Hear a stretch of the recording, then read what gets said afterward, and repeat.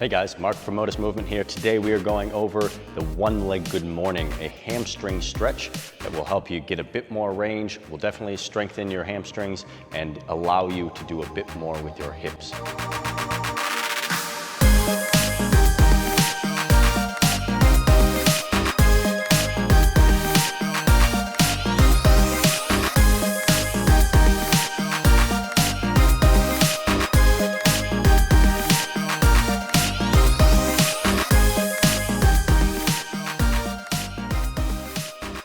Great starting point for those with tight hamstrings, an important first step to start strengthening your hamstrings and stretching them so over time you can start touching toes, getting elbow to toe, or even with time getting your toe to your head with a straight leg. There's a few different details that we need to go through for the one leg morning to do it right.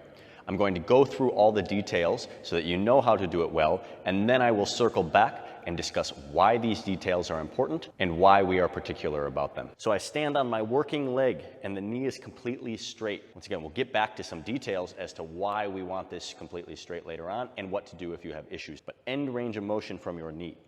Your knees then stay close together. All the range of motion should come from my pelvis, which means my back stays entirely flat the entire time. I don't round through the spine whatsoever. Once again, back is completely flat, my knee is completely straight at your end range of motion, even if that's hyperextension, and my knees stay close together the entire time. Now, as you get a little bit better with this, two details that you'll need to make it a better stretch for your hamstrings. Once you've gotten the control of the balance and you can do this decently with all the steps I provided, eventually you can't go any further forwards because it shifts weight onto your toes and you'll either fall forwards or you just don't feel any stretch if you stop before that point. So as I go forwards, I now need to start pushing my hips backwards.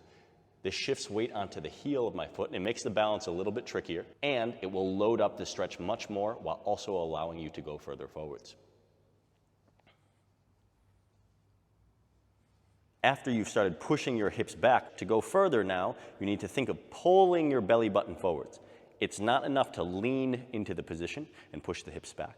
But once you hit your kind of end range of motion, to go further, I think of pulling my belly button down, actively pulling myself even further into it on each repetition. Once again, knee is completely straight. Knees stay close together, and all the range of motion comes from your pelvis, which means your back will stay flat. Make sure you're not rounding or flexing the spine. Now for some of the details about this stretch. The reason we keep the knee completely straight is because the hamstring attaches below the knee. So if I bend the knee, it takes the stretch and the focus out of the hamstring. Now there are some issues potentially if you have knee problems with this hyperextension or end range of motion position in the knee. So you need to make sure that your knee can handle it. And if you have any concerns, obviously consult a professional.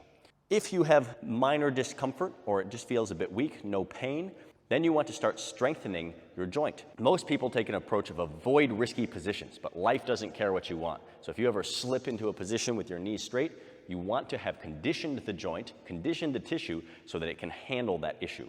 So I'm at end range of motion. If that means you have to reduce the range, maybe it's not a stretch on your hamstring, but your knee starts to get a bit uncomfortable, just start with reduced range of motion so that you start to strengthen whatever the weak link is. And this also applies to balance.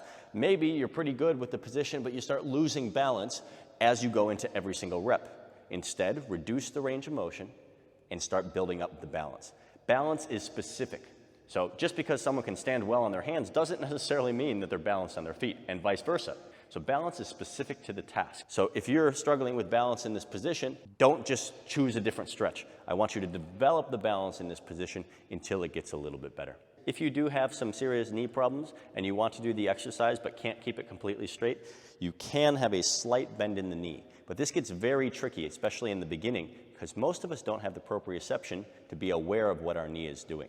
If you're able to have a slight bend in the knee, just unlocking it from that position, and able to maintain that for the whole range of motion without bending anymore as you go lower, you can do this for a little bit and it will still stretch the hamstrings. Step number 2 was keeping the knees close together. You may have seen a stretch or yoga pose or position before that's bending forwards and lifting the back leg up. But if we're trying to stretch the hamstrings, allowing the pelvis to open up actually changes the stretch and changes the focus of what we're trying to do. The other side of the hamstring attaches to the pelvis. Remember, at the bottom we said it crosses your knee. At the top, it attaches to the butt bone that's on your pelvis. So if we rotate the pelvis in different ways, we are actually changing what we are stretching. So by keeping the knees together, it keeps the pelvis from rotating too much and puts the stretch right where we want it into the hamstring. The hamstring, being attached to the pelvis, is also the reason we keep our back flat. If I bend forwards and round my back, it's not actually increasing the stretch in the hamstring. And this is a common thing you'll see. People will lean forward and say, I can't touch my toes, my back is tight. Potentially, but that's not the limiting factor here. If you learn how to stretch from the pelvis and open up this range, you can go quite a bit further and then add in the rounding of the spine and you'll get much closer to your toes. So make sure the back stays completely flat. If anything, a little bit of extension in the spine is a good thing. So as I tip forward, you need to be very honest with yourself that you're not rounding from your back because you're not adding anything to the stretch and you're just faking yourself out with how far down you are going. In fact, this can take some of the load out of the stretch because it shortens the lever arm of your torso. So we want to make sure the chest stays up and the pelvis is tilted forward. Whatever you need to do in the beginning to make sure you keep this strict, do it. Film yourself, use a mirror, ask a friend to check. You can use a hand on your low back, but with time we want to develop the proprioception so you can feel when your low back is rounding and you don't need to rely on an external cue. So these are all the main points you need to remember. Knee completely straight, knees stay together, back is flat, tilting forwards from the pelvis. This is called anterior pelvic tilt. Going as far as you can, pushing your hips back. After a while, you start to pull the belly button further down to make it even more of a stretch, and that is the repetition. I want you to work with 5 repetitions and a 10-second hold to start, going as low as you can and back up. 1, 2, 3. On the last repetition, you hold it as low as you can, maintaining balance for the full 10 seconds before you come back up.